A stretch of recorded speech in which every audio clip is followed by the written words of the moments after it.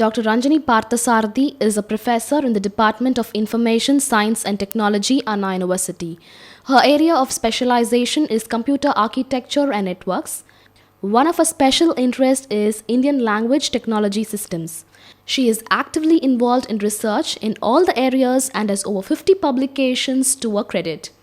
She has about 25 years of experience covering both industry and academics. Welcome to the UGC lecture series in computer science. We are looking at a series of lectures in computer architecture. So, we have looked at some of the basics of computer architecture. We have looked at in the previous class, we looked at how control units are designed.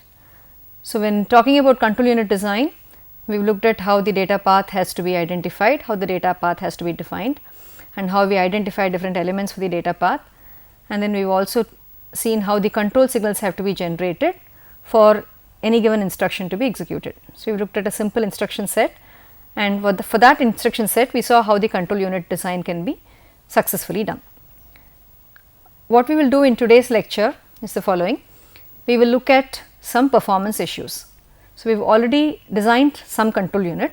Now, we will look at how good the performance of that control unit design is, and we will see how we can improve the performance. Specifically, we will be looking at something called pipelining. So, that is what we will focus in today's lecture. Now, this is a picture of what we have already done in the previous class.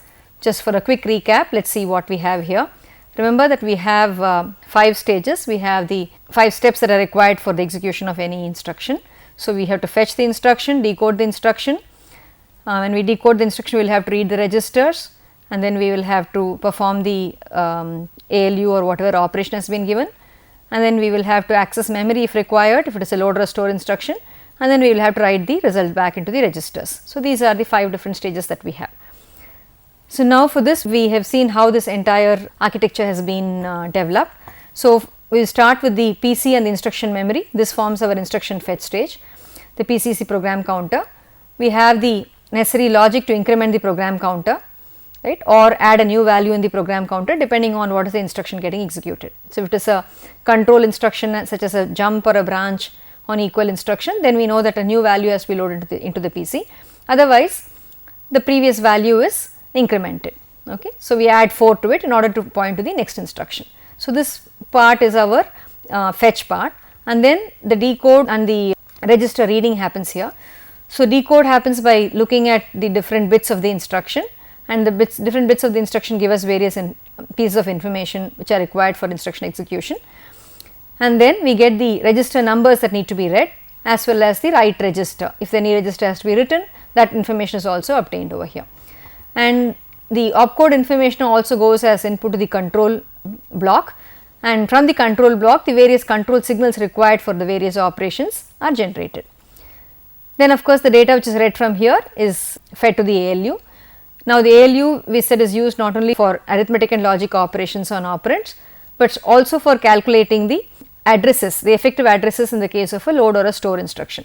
So, if it is a load or a store instruction, what we have here is in this ALU, you will have the address and the offset that are being added. So, what is being added actually is controlled here by this mux, and then that result is given to the data memory here. Now, we have 2 pieces of memory, the instruction memory and the data memory. So, data memory is used if it is a load or a store instruction to either read the data or write the data.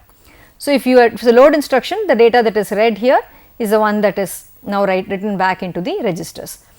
Otherwise, if it is a ALU operation, the data from the ALU will be written back to the register, and we have the control for all these things which are generated. So, this is what we looked at in the previous lecture. Now, let us look at what was the performance issue that we identified in the previous lecture itself. So, you can see that the time that is taken here, okay, we have assumed now that this whole thing takes place, like for instance, as one block. So, one instruction comes in, all these things have to be completed before the instruction gets executed. So, given that situation, so you can see what is the longest delay, longest time that will be taken. Okay, for different types of instructions, they will take different amounts of time. So, longest delay would determine the clock period that we can use. That is, we are assuming that this whole thing takes place in one clock cycle. So, we have to find out what will be the longest amount of time that it will take. Obviously, we know that different paths are excited for different instructions.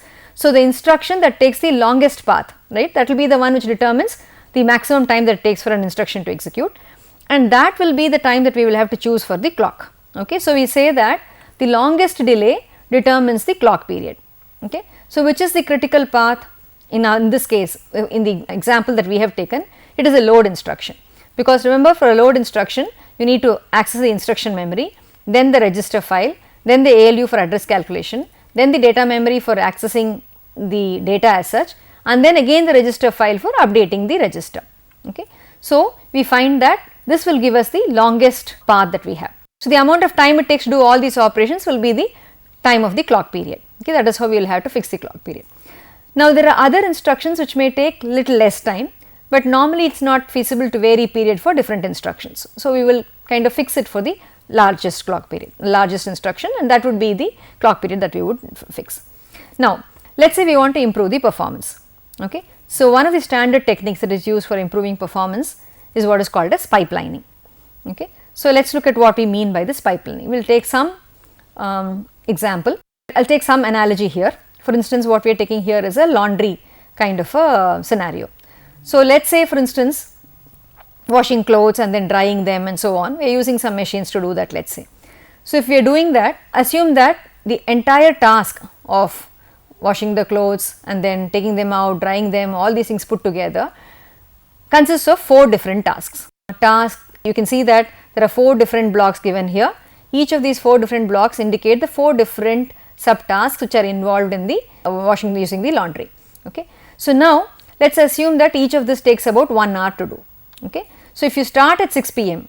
okay, and you had a single machine that you are working on, you have clothes coming in continuously to be washed. So, what is it that you would do? You first put it into block A, okay, then it goes into the next block, then to the next block, and then to the next block. So, this takes 1 hour, this takes 1 hour, this takes 1 hour, and this takes 1 hour. Okay, or let us say for instance, okay, I have used half an hour here. Okay, so half an hour for each of these blocks. So, 2 hours to finish up the entire job. Okay. After this 2 hours is over, now you can start with the next load. Okay. So, assume that you have got load A, load B, load C, load D coming in. So, one load is over, next you start with the next load. Now, the next load starts at 8 o'clock and ends at about 10 o'clock. Now, again at 10 o'clock another load will start and it will end at 12 o'clock and so on. Okay. So, this is how the job keeps going. Now, you can see that I can actually do it faster than this, because I identify, or you can note that once this blue block has been done with. Okay. So, at 6:30 this is free. Okay. So, what I can actually do is, now I can bring my new load and load it into this blue block, okay, at time 6:30, because at 6:30 now, while this white block is working on a previous load, this blue block now can start working on this new load. Okay. So, if I have these 4 different blocks, therefore, once this fellow finishes his job and passes it on to the next block, at that time this becomes free. So, now by that time this blue block would have finished its work. So, it will pass on its work to this white block, and the blue block can now take up another piece of load. Okay. So, you can see that after every half an hour, once the blue block becomes free, it becomes free to take up a new job. So, at the end of 8 o'clock, if you see for instance, the blue block has actually finished working on 4 different loads without being idle in between. Okay. In this case, in the previous example where we said we looked at a sequential usage of the different blocks, we find that here you will see that once the block finishes its work, it is idle for about 1.5 hours, and then again it gets used for the next half an hour. Okay. Again it is idle. Now, the same thing is true for each of the blocks. So, what we are therefore trying to say here is, if I pack it up a little more efficiently in such a manner, in this kind of what we called as a pipelined manner, okay, we can see that the total time that it takes to do the complete job can be reduced. So, you can see that you start at 6 o'clock here, the first job will still take 2 hours to complete. Okay. So, it starts at 6, ends at 8. The only difference is now the second job will start at 6:30 and end by 8:30, instead of starting at 8 and ending at 10 as in the previous case. So, third job will start at 7, therefore, it will finish at 9. Fourth job will start at 7:30 and be done by 9:30. So, for the 4 jobs, if we had started at 6 o'clock, we would have gone until 2 o'clock in this case. Instead, now if we start at 6, you will be done by 9:30. So, you can see that total time that is taken to do the jobs can be reduced drastically. What does this require? It requires the fact that you need to have independent units like this, which can be used simultaneously to work on different objects or different loads. Okay. So, you can see how much faster we are able to do if we do this. Okay. So, we use a performance measure called speed up normally. Now, you remember what is speed up? Speed up will be the time taken on an old process divided by the time taken by the new process. Okay. The old process is our non-pipelined mode that you are looking at over here. So, in this mode you can see that it took us from 6 p.m. to 2 a.m. which means it is almost 2 hours per task, therefore 8 hours to do the job. Okay. Whereas, in this new pipelined model that we have looked at, we started at 6 p.m. ended at 9:30 p.m. So, this took us only 3.5 hours. So, from 8 hours we have reduced to 3.5 hours. So, what is the speed up we get? So, 8 divided by 3.5. So, we get about 2.3 times speed up in this case for this example. But actually if you look at how fast you can go with this kind of a process and how much of speed up we can get, you will see that if we do this non-stop, okay, keep on doing it continuously, okay, you will find that every half an hour, okay, one job is getting completed. Okay. Now, though the time taken for a single job is still remains the same, right, the time taken still remains the same, it is still 2 hours, but at the end of every half an hour one job is getting completed. So, you can see that depending on the number of stages, as we call them, okay, we call these at different stages, depending on the number of stages. If there are 4 stages, I will be able to get a speed up of 4. So, in general we say that the speed up will be equal to the number of stages that you have in this pipeline. So, why are we calling it as a pipeline? This is very similar to factory kind of scenario that you may be familiar with. So, you will find that when we talk about automobile industry and so on, where we have things manufactured or different vehicles being manufactured, you will find that they use what are called as pipelines. So, you will have different parts being manufactured by different people and different things being fitted onto the automobile, and all this will take place simultaneously, one after another, it will keep happening. So, that is a similar scenario we are looking at over here. So, we look at each of these as different stages. So, if you can divide the entire job into a number of stages and each of these stages can operate on different pieces of data at a given point of time. So, for instance, at this point of time if you look at all the 4 different blocks are active, 4 different stages are active, but they are working on different pieces of the data.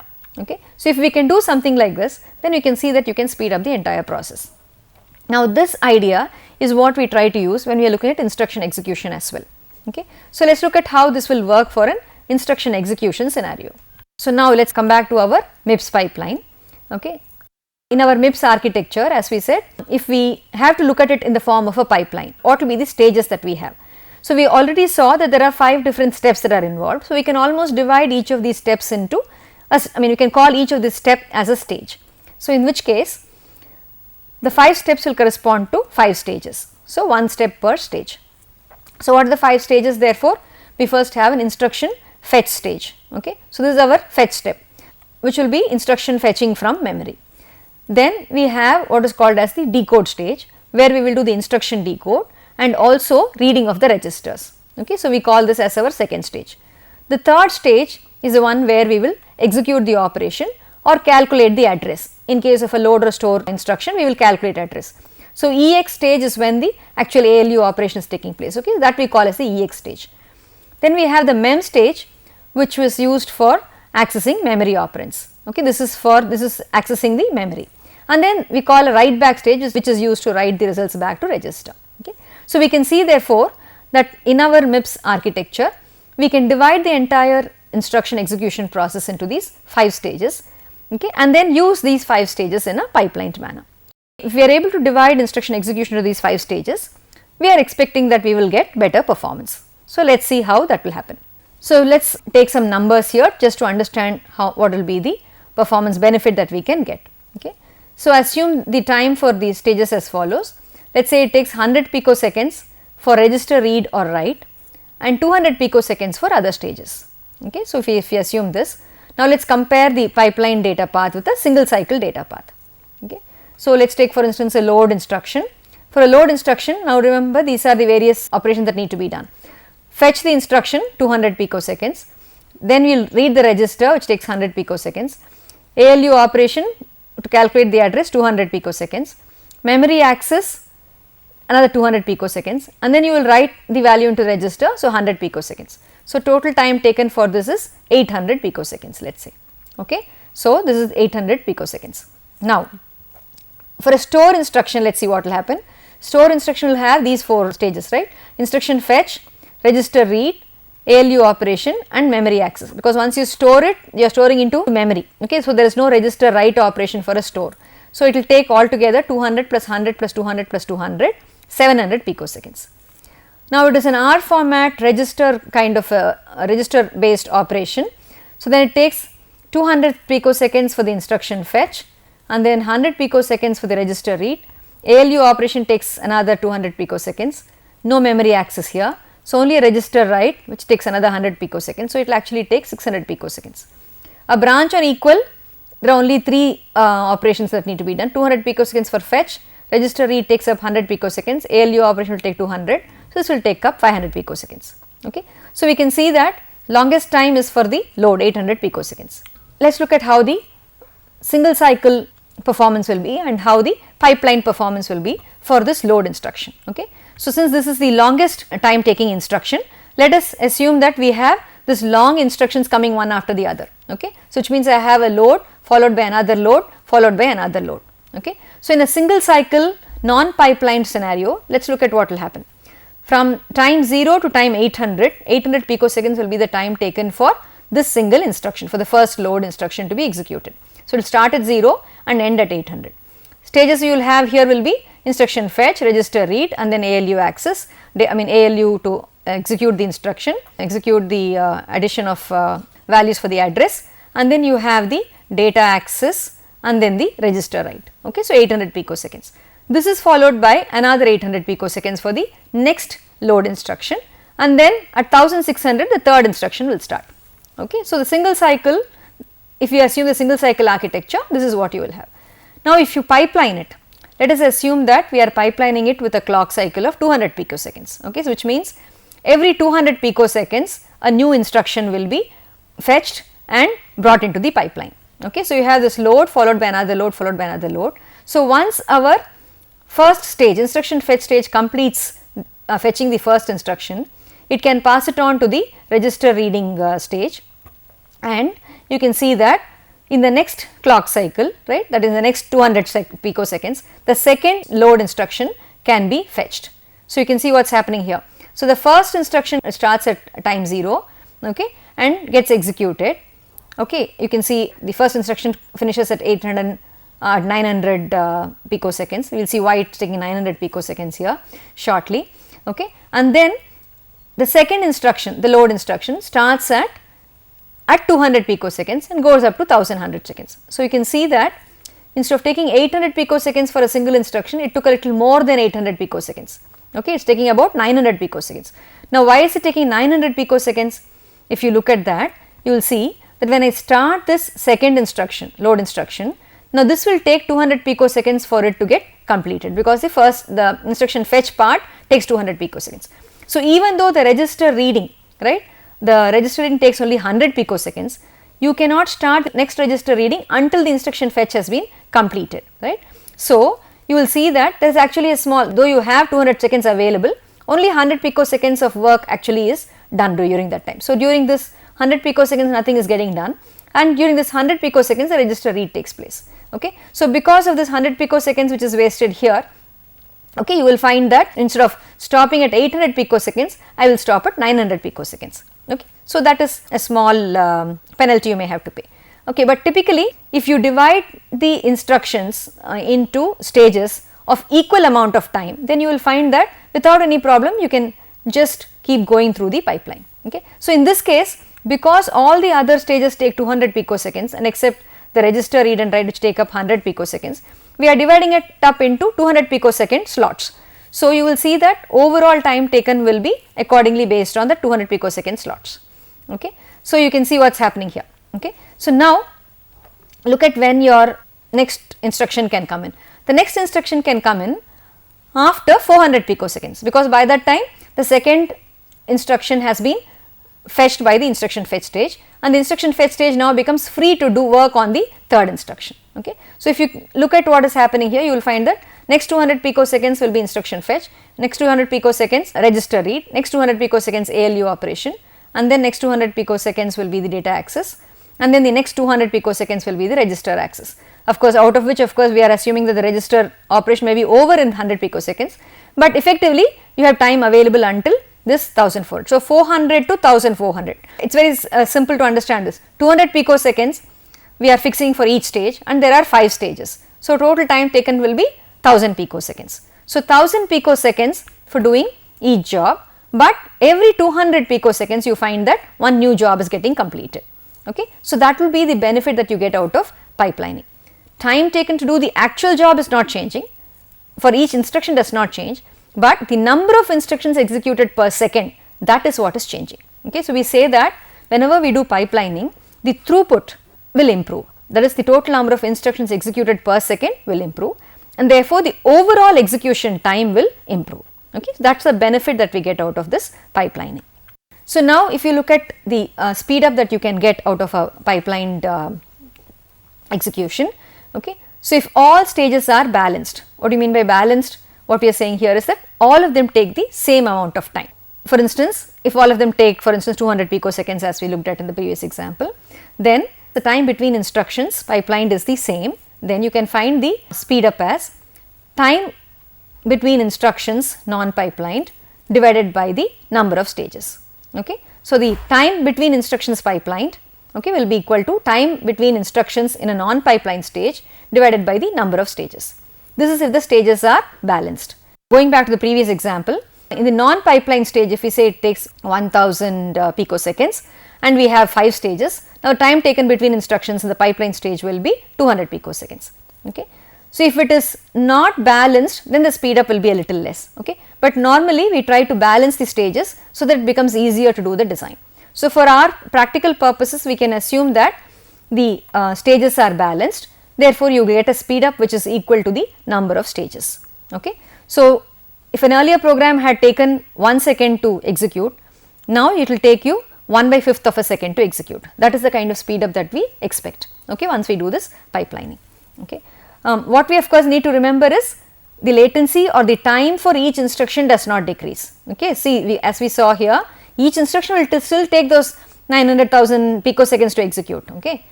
Only the overall time taken will be reduced because we are overlapping the execution.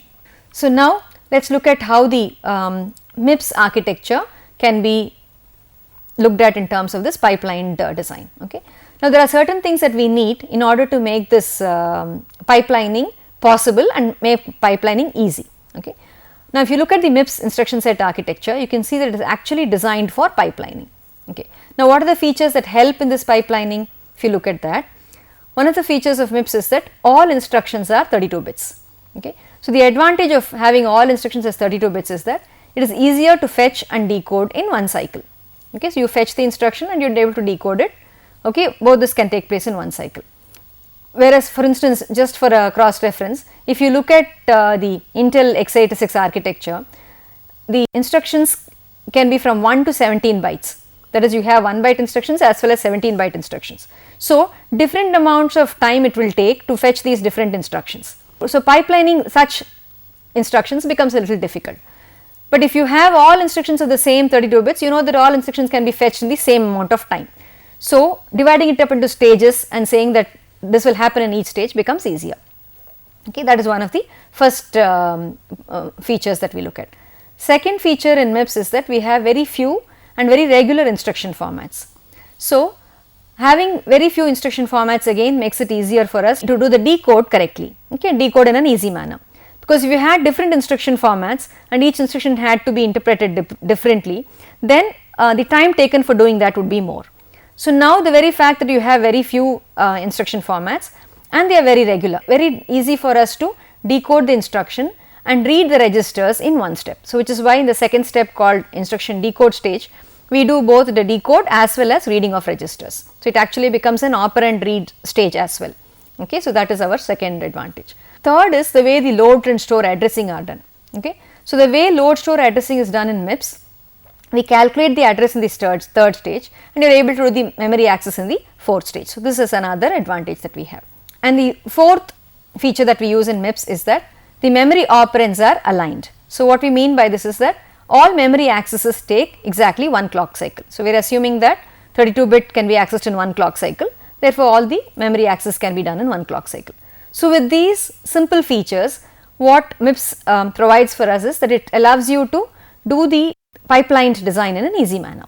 So, to summarize, let us look at what we have covered in today's lecture.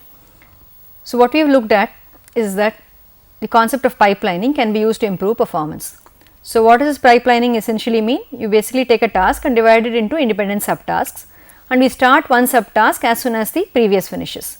So, this way new jobs can be taken, and as one subtask moves on to the next job, right, the previous one, the first subtask can start working on a new job. So, that is, for instance, if you have a series of jobs coming in, as soon as one subtask finishes on job 1, it passes it on to subtask 2, and subtask 1 can now start working on job 2. Okay. So, if you keep doing things in this kind of a pipeline manner, we saw how it leads to some kind of a parallel execution, and that will overall improve speed up.